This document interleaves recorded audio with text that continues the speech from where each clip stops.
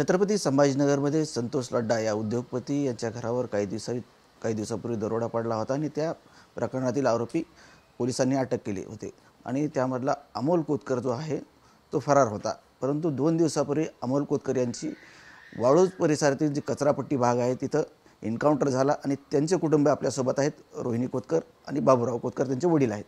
तरी मला सांगा, अमोलचा एन्काउंटर झाला, तुम्ही अनेक शंका निर्माण केल्यात, तुम्हाला काय संशय आहे? मला तर आधी हे सांगायचं आहे की तुम्ही आता 2 मिनिटं आधी बोलले की अमोल हा फरार होता, तर मला तुम्हाला हे सांगायचं आहे की अमोल हा फरार नव्हता।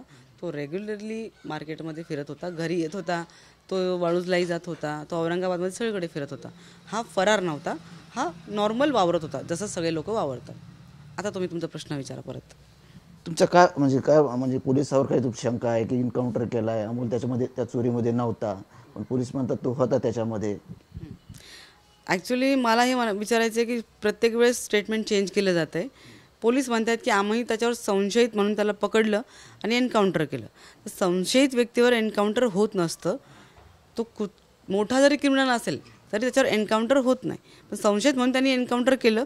मला स्पष्ट सांगायचं आहे की असं काही नाही आहे, हे त्याला मुद्दामून मारण्यात आलेलं आहे आणि त्याचं पूर्ण विचारपूर्वक त्याचा खात्मा करण्यात आलेला आहे। तर कोणी केला, का केला, कसं केला हे मला सरकारनेच सांगावं, मला माहीत नाही। तुम्ही त्या दिवशी घाटीमध्ये असं म्हटलं होतं की अमोल आता गुन्हेगारीपासून लांब होता, परंतु पोलीस म्हणतात त्याच्यावर अनेक गुन्हे आहेत, याच्याबद्दल काय सांगा? याच्याबद्दल मला हे पोलिसांनाच विचारायचं आहे की त्याच्यावर जे अनेक गुन्हे आहे असं ते म्हणतात, त्यातला एकही गुन्हा त्यांनी बाहेर सांगितला आहे का? तो काही गुन्हेगार नव्हता, तो व्यावसायिक माणूस होता। आता हे बघा, 10, 15, 20 वर्ष आधी एखादं काही छोटं मोठं जर त्याच्यावर काही झालं असेल आणि त्यातूनही तो नीलमुक्त झाला असेल तर हे लोक जर तेच पकडून ठेवतील त्याला काही अर्थ नाही आहे। त्याच्यावर गुन्हे होते तर अशात काही होतं का? ह्या 10-15 वर्षांमध्ये काही गुन्हा आहे त्याच्यावर? नाही आहे, कुठलाच गुन्हा नाही। त्याच्या आधी पण एक छोटंसं मॅटर होतं, ते पण क्लिअर झालेलं आहे। कोर्टाने त्याला निर्दोष मुक्तता दिलेली आहे त्या मॅटरमधून, ठीक आहे? तर हे त्याला गुन्हेगार नाही म्हणून कोर्टाने सोडलं ना त्याला निर्दोष, मग हे त्याला गुन्हेगार नाही म्हणू शकत। दुसरी गोष्ट, तो गुन्हेगार नव्हता। तो कोविडच्या नंतर नॉनस्टॉप व्यवसाय करतोय, त्याच्या हॉटेल्स आहे, त्याच्या 2 गाड्या होत्या आईसरच्या, तो त्याचं काम धंदा बघायचा, तो त्याचं काम तो निर्व्यसनी व्यक्ती आहे, त्याला कुठलंही व्यसन नव्हतं, त्याला ना मित्रांसोबत बसणं उठणं जास्त काही काम, तो त्याचं घर, खाणं पिणं फिरणं, बस तेवढंच। पोलिसांनी अमोलचा एन्काउंटर केला, रात्री 12:30-1 वाजता एन्काउंटर केला, तुम्हाला काय शंका काय आहे त्याच्यामध्ये? पोलिसांनी मुद्दाम केलं आहे, तो आरोपी नव्हता त्याच्यामध्ये, त्या चोरीमध्ये सहभागी नव्हता? मला स्पष्ट म्हणायचं की तो सहभागी नव्हता। हे कुठलं तरी काहीतरी पर्सनल इश्यू आहे, त्याच्यामुळे त्याला मारण्यात आलं आहे। पर्सनल इश्यू म्हणजे कोणासोबत? पोलिसासोबत? मला नाही, पोलिसासोबत नाही, पोलिसांकडून त्याला मारण्यात आलं आहे, बट पर्सनल इश्यू दुसऱ्या कुणाचा आहे। पोलिसांना सांगण्यात आलं आहे की त्याला खतम करा, पण मग पोलिसांनी मारलं म्हणजे कोणी संशय घेणार पण नाही आणि कोणी आवाज काढणार पण नाही। दुसऱ्या कोणी मारलं असतं तर कुठे कुठे काही ना काही करून तो पकडण्यात आला असता। पोलिसांकडनं एन्काउंटर हे सिद्ध केलं ना या लोकांनी। एन्काउंटरची तर काही चौकशी होत नसते, पण चौकशी करावी, मला असं सरकारनं सांगणं आहे। हा जोडून विनंती माझी की ह्या एन्काउंटरची चौकशी करावी। जर तो चुकीचा असेल तर मी त्याला कधीच साथ देणार नाही, तो माझा भाऊ असो की कोणी असो, पण जर तो चुकीचा नसेल तर त्याला न्याय मिळाला पाहिजे, हे खूप गरजेचं आहे। म्हणजे तुमचं असं म्हणणं आहे अमोल त्या चोरीमध्ये सहभागी नव्हता, परंतु अमोलची सुपारी पोलिसांनी घेतली आणि अमोलची सुपारी कोणीतरी पोलिसांना दिली, असा संशय आहे का तुमचा? 100% मला गॅरंटी, हा संशय नाही आहे, मला पूर्णपणे असंच वाटतं। हा फक्त नॉर्मल संशय नाही, मला जवळपास 99% हेच वाटतं की असंच आहे। काय कारण असावं? कारण काय सर, सरळ मलाच नाही, हे पूर्ण जवळपास अर्ध्या औरंगाबादला, अर्ध्या नाही 70-80% औरंगाबादला हेच वाटतं। हे फक्त माझं मत नाही आहे, मी बहीण आहे म्हणून 70-80% औरंगाबादच्या लोकांना हेच वाटतं आहे की असंच काहीतरी घडलेलं, म्हणजे असं म्हणून पोलिसांनी मारलं असं म्हणून नाही, पण हे चुकीचं घडलं आहे, हे फेक एन्काउंटर आहे हे त्यांना वाटतं आहे। बिग बजेटनं केलेलं ते। बरं, आता तुम्ही अमोलसाठी न्यायाची भूमिका पुढे असणं, तुमची न्यायालयात जाणार आहात का, तुमची भूमिका मांडणार आहात का? मी विचार करते मी आता काय करावं ते, कारण सध्या मी अजून काही विचार नाही केलेला, तर न्यायालयात जावं की नाही जावं की कुठे जावं। मला ॲक्च्युली माझी मागणी होती की CBI चौकशी करा आणि व्यवस्थित बघून की काय चुकतंय, कुठे चुकतंय। तर मी म्हटलं होतं की एन्काउंटरची चौकशी करा। त्यांनी CBI चौकशी तर बसवली, पण एन्काउंटरची नाही बसवली, त्या दरोड्याची बसवली। ॲक्च्युली माझी मागणी ही होती की एन्काउंटरची चौकशी बसवा, त्यांनी दरोड्याची चौकशी बसवली. तर मला परत सांगायचं आहे की एन्काउंटरची चौकशी बसवा. दरोड्याचं तुम्ही काय करायचं ते करा, मला त्याच्यात काही हस्तक्षेप नाही करायचा. तुम्ही चौकशी करा, तुम्ही कुठल्याही प्रकारे करा, मला काही प्रॉब्लेम नाही. पण मला फक्त ह्या एन्काउंटरची चौकशी हवी आहे. ते का झालं, कसं झालं, का झालं, कोणी केलं आणि कशामुळे. कारण की कुठलाही क्रिमिनल सिद्ध होईपर्यंत तो क्रिमिनल नसतो, तो फक्त संशयित असतो. तो सिद्ध नाही झाला, त्याला फक्त फर्स्ट डे त्यांनी संशय बघितलं, त्याला पकडलं, खोटं फोन करून बोलवलं, मारून टाकलं. त्याचा काही गुन्हा सिद्ध झालेला नाही आहे. ती चोरी जी काही झालेली दरोडा म्हणतात ते काही झालेलं आहे, ते काही सिद्ध नाही झाले आणखीन. त्याच्यात आरोपी पकडलेत फक्त आणि चौकशी चालू आहे, गुन्हा सिद्ध नाही झालेला.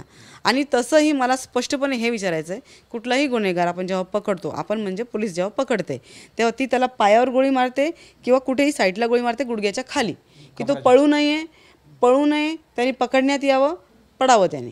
ह्या लोकांनी डायरेक्ट अशी गोळी मारली की त्याच्या छातीत जाऊन बसावी. तुम्ही घाटीमध्ये डेड बॉडी बघितली असेल, काय स्थिती होती? हो, डेड बॉडीला इथे गोळी लागलेली आहे, इथे गोळी लागून छातीत जाऊन बसलेली आहे गोळी. डेड बॉडीला डायरेक्ट छातीमध्ये गोळी बसावी अशी गोळी मारलेली आहे. इतका मोठा होल आहे, गोळी फार जवळून मारलेली आहे, दुरून नाही मारलेली. प्लस डोळ्यांमधनं रक्त निघालंय, नाकामधनं रक्त निघालंय, तोंडातनं रक्त निघालंय, पूर्ण चेहऱ्यामध्ये रक्त पूर्ण विचित्र चेहरा करून टाकलेला आहे. आणि इथे पण मार लागलेला डोक्याला, ते प्रूफ करत नाहीत, त्यांनी लिहिलं पण नाही, पण मागे डोक्याला मार आहे आणि अंगावर पूर्ण रेडिश झाले, पूर्ण पाठीवर ओळ होते. जेव्हा जज साहेब आले त्यांनी सांगितलं पूर्ण कपडे काढा आणि नेकेड करून त्यांना दोन्ही साईडला पलटी करून संपूर्ण इन्क्वायरी केली. संपूर्ण पाहिलं त्यांनी, अंगावरचे, पाठीवरचे, तोंडावरचे सगळीकडे ओळ पाहिले. त्याला एवढं विद्रूप झाला होता की ज्यावेळेस जज साहेब आले होते त्यावेळेस ते असं पलटी केल्यानंतर त्याच्या नाकातनं रक्त त्यावेळेससुद्धा गळत होतं. सकाळी 11-12 दरम्यान 10-12 तासानंतरसुद्धा रक्त नाकातून कानातून बाहेर निघत होतं.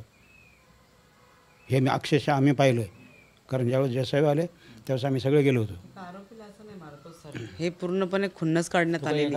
आरोपीला असं नाही मारत, आरोपीला समजा त्यांनी मारले जरी तर मारून सोडतात, त्याला पूर्ण खुन्नस काढून त्याला विकृत पद्धतीने मारण्यात आलेलं आहे, की त्याचा जीव जाईपर्यंत त्याला त्रास दिलेला आहे. त्याला खूप त्रास देण्यात आलेला आहे आणि त्याला छळून मारण्यात आलेलं आहे. छळून मारलेलं आहे. असा एक संशय असा आहे की जज साहेबाच्या समोर ज्यावेळेस त्यांना ॲक्च्युअल आमच्या समक्ष नेकेड करून पलटी करून दोन्ही साईडला भाऊ घेऊन पाठीवर जे वळं होते ते आम्ही स्वतःही पाहिले. हिरवेगार वळं होते पाठीवर आणि नाक तोंड रक्त निघत होतं. ते मला तुम्ही बाबा सीबीआयची चौकशीची मागणी केली होती त्या दिवशी घाटीमध्ये, काही बोलणं झालं पुढे अधिकाऱ्यांशी काही? आता आमचं कसं आहे, ॲक्च्युली मागणीचं कसं आहे माहिती का, सीबीआय एक मिनटं, सीबीआय चौकशीची मागणी मी केली, त्यांनी नव्हती केली. सीबीआय चौकशी बसवण्यासाठी मी फक्त एकच विषय काढला होता की एन्काउंटरची मागणी करा, आणि एन्काउंटरची मागणी नाही केलेली. ती चौकशी कशी आहे, चौकशी फक्त त्या दरोड्याची होती आहे. मी जे म्हटलं होतं त्याची चौकशी होत नाही. तर माझी मागणी त्यांनी ऐकलीच नाही, त्यांना ऐकायचीच नाही बहुतेक.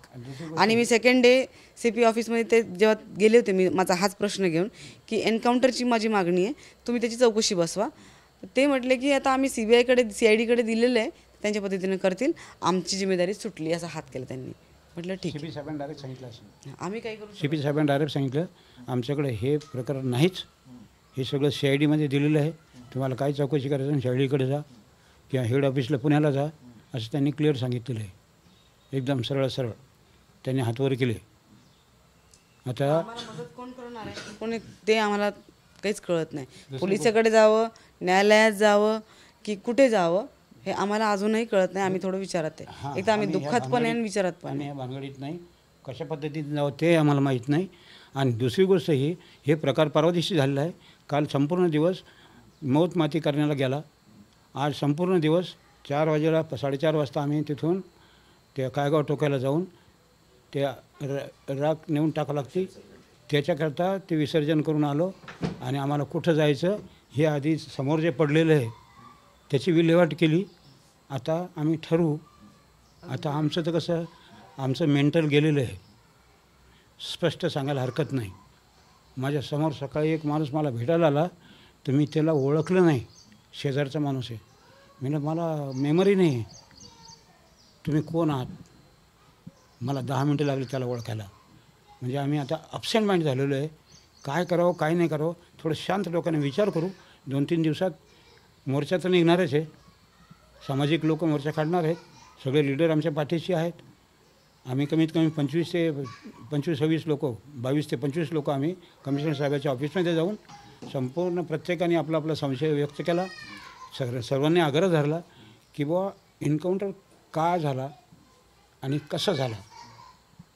तो काय गँगवर नव्हता, असा काय प्रतिष्ठित भयंकर मोठा खतरनाक गुन्हेगार नव्हता. खतरनाक गुन्हेगार फिरत नाही, खतरनाक गुन्हेगार धंदा करत नाही, ट्रका चालवत नाही, खतरनाक गुन्हेगार हॉटेलं चालवत नाही, असे लीडर लोकांना सगळ्यांना सांगितलं. त्यांचं पण संभाषण नोट झालेलं आहे, त्यांचे कॅमेरे चालू होते. हे सगळं आमने सामने झालं. आम्ही कमी बोललो. CP साहेब आहे, त्यांच्यापुढं मोजकं बोललो मी. म्हणलं बाबा आम्ही वेल सेटल आहे, वेल एज्युकेटेड आहे आणि वेल सेटल असल्यामुळं असे प्रकार करण्याची गरजच नाही, हे प्रत्येकालाच समजतं. ज्याच्याकडे पैसा नसतो तो चोऱ्या करतो, तो ढाके मारतो. ज्याच्याकडे ऑलरेडी व्यवसाय आहे, 2 ट्रकाचा मालक आहे, 2 ट्रकाचा मालक हो, हां, हॉटेलाचा व्यवसाय आहे, तो हॉटेल पाहिजे का ढाके मारेल. एक कॉमन सेन्स आहे, साधं ज्ञान आहे. ते साध्या माणसालाही कळतं की व्यावसायिक माणूस ढाके कशाला मारेल, चोऱ्या कशाला करेल. साधी गोष्ट आहे आणि हे सगळ्याला समजलं. साहेब डायरेक्ट एन्काउंटर करायला एवढी माझ्या मते, माझ्या बुद्धीनुसार मी हे सांगतो, एवढी मोठी रक्कम दिली आहे. अटक झालं उसको. सारखं वातावरण नव्हतंच ॲक्च्युली. एन्काउंटर करायची गरजच नव्हती. जर त्यांनी दरोडा घातला जरी असेल, सपोज दरोडा घातला जरी असेल, त्यांनी त्याला पकडा, तो पळत असेल त्याच्या पायावर गोळी मारा, त्याला पकडा, अरेस्ट करून कोर्टात हजर करा. कोर्ट न्याय करेल, जेलात टाकेल त्याला, किंवा त्यांनी जर खूपच मोठा गुन्हेगार असेल तर ते फाशी देतील. तुम्ही कोण शिक्षा देणार आहे सर? बरोबर आहे की नाही? तुम्ही कोण त्यांना मारणार आहे? एन्काउंटर करण्या इतका मोठा गुन्हेगार होता का तो? त्यांनी काही 10, 15, 20 मर्डर केले होते का? जागेवर कुणाला काही खूप जास्त काही केलं होतं का? काहीही नाही. हे फक्त संशयित म्हणून त्याला मारून टाकलं. आणि त्यांची अशा घोडचूक झालेली आहे. त्यांनी सांगितलं की गाडीतून आमच्या अंगावर घातली आणि यांनी गोळा झाडून मारलं. मग विचार करा, त्याच्या राईट साईडला ड्रायव्हर असतो, हे राईट साईडला गोळी लागलेली आहे. म्हणजे त्यांनी समोर जीभ उभी करून साईडला उभं राहून अगदी जवळून जास्तीत जास्त 2 नाही तर 1 ते 1.5 फुटावरून गोळी मारलेली आहे. त्याच्यामुळे ते प्रेशरनं गेली, हार्टवर पोहोचली. हे बघा, त्यांचं म्हणणं आहे की त्यांनी आमच्या अंगावर गाडी घातली म्हणून आम्ही त्याच्यावर सेल्फ डिफेन्स केलं. बरोबर आहे? स्वतःचं रक्षण करायचं. हां, समोरच्या, आता मी जर कुणाच्या अंगावर गाडी घालेल तर तो फ्रंटवरून माझ्यावर शूट करणार, तर माझ्या समोरची काच जी असते, गाडीच्या फ्रंट ग्लास असतो, तो फुटून माझ्या अंगावर फ्रंट साईडला कुठेही गोळी लागणार. तोंडावर, छातीवर, पोटावर, कुठेही फ्रंट साईडला समोरून गोळीचा पॉईंट असणार आहे. गोळी बॅक साईडने नाही येणार. गोळी ह्या साईडने येऊन इकडचा ग्लास फुटलेला आहे, गोळी इथून जाऊन डायरेक्ट छातीत बसली. तर त्यांनी कोणाच्या अंगावर गाडी घातली आहे तर समोरून घात व्हायला पाहिजे, समोरून अटॅक व्हायला पाहिजे, साईडने नाही. हे साईडने विचारपूर्वक जाऊन साईडने मारण्यात आलेलं आहे. आणि त्यांनी कोणाच्या अंगावर गाडी घातली असती ना, ती गाडी गड्ड्यात नसती जाऊन पडली. रोडवर असती ना सर, गड्ड्यात जाऊन गाडी घालेल का कोणाच्या अंगावर? त्याचा तोल पण सुटला, तो गड्ड्यातून पडला, अंगावर गाडी पण घातली, मग यांनी गोळी पण मारली. कुठे काही ताळमेळ बसत नाही आहे, कोणत्याच गोष्टीचं काहीच ताळमेळ बसत नाही. त्यांना म्हणा आधी पूर्ण विचारपूर्वक ट्रेन व्हा, नंतर मग स्टेटमेंट करा. प्लॅनिंग करून घ्या म्हणा. कारण की कसं झालं, प्लॅनिंग केलं त्यांनी ऑलरेडी, चांगलं केलेलं प्लॅनिंग, छान प्लॅन झालेलं आहे, पण कुठेतरी चुकतं. शेवटी खोटं ते खोटं असतं, त्याला अर्थ नाही. नक्कीच हे होते अमोल कोतकरचे बहीण आणि वडील. यांचा सरळ आरोप आहे की अमोलचा जो एन्काउंटर केलेला आहे तो एन्काउंटर नाही तर अमोलची पोलिसांनी सुपारी दिलेली आहे, असा आरोप त्यांचा आहे. अमोल हा संतोष लड्डा चोरी प्रकरणातील संशयित आरोपी होता आणि त्याचा 2 दिवसापूर्वी एन्काउंटर झाला होता. परंतु जे आरोप परिवाराकडून केले जात आहेत पोलिसावर ते पण गंभीर आहेत. कॅमेरामॅन अमित आडेसह संजय सरोदे, TV9 मराठी, छत्रपती संभाजीनगर.